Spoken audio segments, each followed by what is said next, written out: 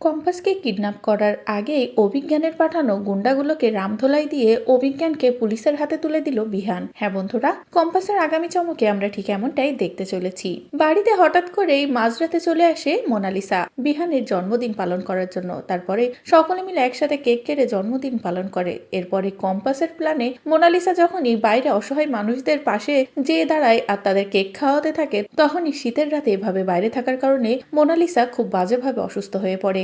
এদিকে বাড়িতে তো পরের দিন সকাল সকাল কম্পাস শুরু করে দিয়েছে বিহানের জন্মদিনের তড়িঘড়ি আয়োজন। বিহানের পছন্দের খাবার রান্না করছে নিজ হাতে। বাড়ির সকলে আনন্দে মেতে উঠেছে। এদিকে কম্পাসের কথা আমি তাড়াহুড়ো করে সবকিছু কমপ্লিট করে আবার যাব মন্দিরে পুজো দিতে। অন্যদিকে মুক্তিও অপেক্ষা করছে কম্পাস কখন বের হবে।